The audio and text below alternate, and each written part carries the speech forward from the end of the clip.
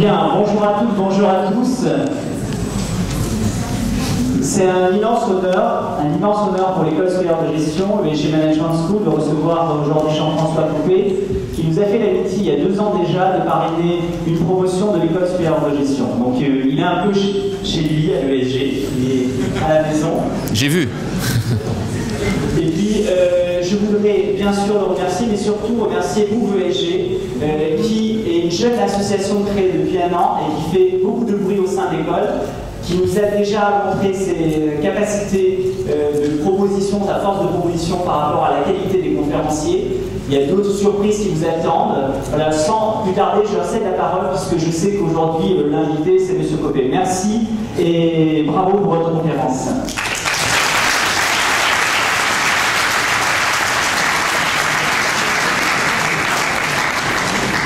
En tant que président de Move ESG, je voulais tout d'abord vous remercier à tous d'être si nombreux aujourd'hui.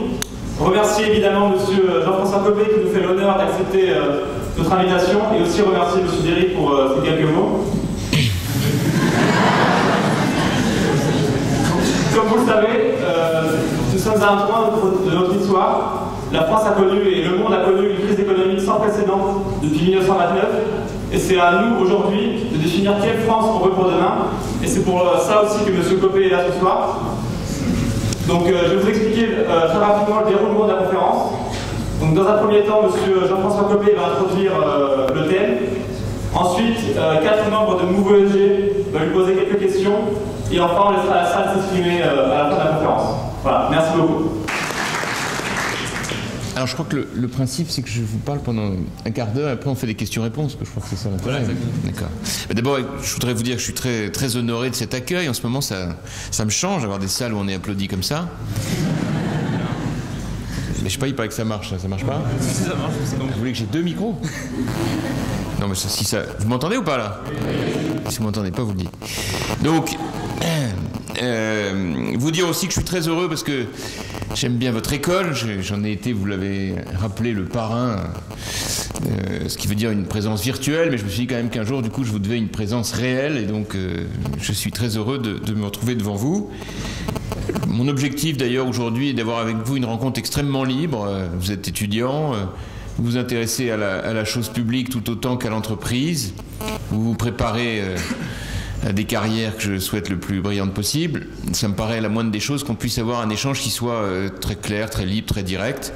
Donc je vais vous livrer quelques réflexions personnelles, parce que je crois que c'est pas mal d'ouvrir ainsi notre débat, et puis ensuite je serai très, très preneur d'échanges avec vous sur tous les sujets que vous souhaitez. Il n'y a pas de sujet tabou a priori. Bon, quelques remarques, puisque vous avez ouvert sur des réflexions très géopolitiques, à juste titre d'ailleurs. Peut-être quelques remarques sur ce que nous sommes en train de vivre. Bon, d'abord, vous avez dû, j'imagine, l'étudier en long et en large. On a connu depuis 2 ans une crise sans précédent dans ces mécanismes. Une crise financière dont il faut bien le dire, on n'avait pas prévu l'ampleur. Vous trouverez toujours des gens pour vous dire si, on l'avait écrit, on l'avait dit. Sans doute, peut-être que ça avait été écrit ou dit, mais enfin en tout cas personne ne l'a cru. Et tout ça est arrivé dans un processus extrêmement difficile à maîtriser. Je pense qu'on a d'ailleurs, en tant que décideur politique, été meilleur pour enrayer la crise dans sa partie la plus dure que pour la prévoir. Et puis il faut bien le dire, là il y a un petit tassement. On a un peu de mal à se mettre d'accord sur les stratégies de sortie de crise. Alors quelques remarques sur cette crise d'abord. Premier point, un peu d'actualité, on a commémoré à la fin de l'année dernière la chute du mur de Berlin, 1989, 2009. On a évidemment exprimé en toutes circonstances à la fois de l'émotion, de la joie de voir une telle amitié entre la France et l'Allemagne, mais il faut bien le dire, on a été beaucoup plus bavard pour parler de la chute du mur et de ce qui s'était passé avant le mur que pour parler de ce qui s'était passé entre 1989 et 2009, 2010. Or moi, mon analyse est qu'il y a 3 phénomènes qu'on n'a pas vu venir, ou plus exactement sur lesquels les dirigeants politiques occidentaux ont baissé la garde. Et ces 3 phénomènes qu'on n'a pas vu venir, on les a pris pleine face. Comme toujours d'ailleurs, dans tout ce qu'on fait dans la vie, quand on ne traite pas un problème, on sait qu'un jour ou l'autre, on va se le reprendre de manière amplifiée et avec évidemment de moins en moins de possibilités de le maîtriser. Premier phénomène qu'on n'a pas vu venir, c'est la financiarisation de l'économie mondiale, en déconnexion croissante avec ce que certains appellent l'économie réelle, qui est un terme un peu abusif, mais enfin en tout cas tout ce qui fait la dimension industrielle réelle de la croissance. Sur ce point, les dérives ont été très fortes et objectivement, nous qui en tant que politiques sont des obsédés de la régulation, on a été absolument nuls dans la manière d'imaginer des nouveaux outils de régulation face à cette financiarisation de l'économie mondiale.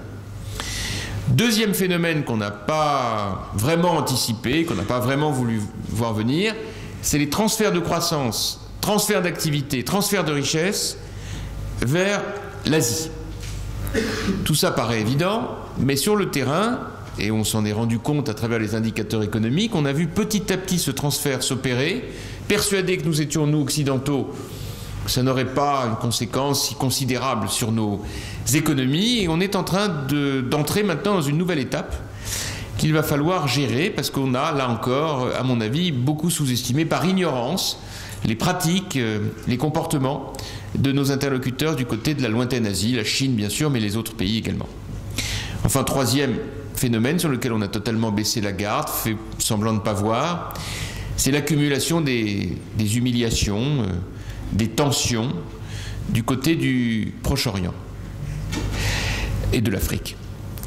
Ces trois phénomènes conjugués font qu'aujourd'hui on est dans un monde beaucoup plus instable qu'on ne le dit ou qu'on ne l'a dit. Et face à ça, nous sommes, nous, en tant que Français et en tant qu'Européens, pour tout dire, je ne fais pas toujours la différence, parce que c'est bien le même ensemble, on va être confronté à 5 chantiers. Et ces 5 chantiers, sur lesquels d'ailleurs moi je fais travailler un peu mes équipes de Génération France, le think tank que j'ai créé il y a 2 ans, ces 5 chantiers vont, à mon avis, être tout à fait déterminants pour le débat public et le rapport des citoyens avec les acteurs publics.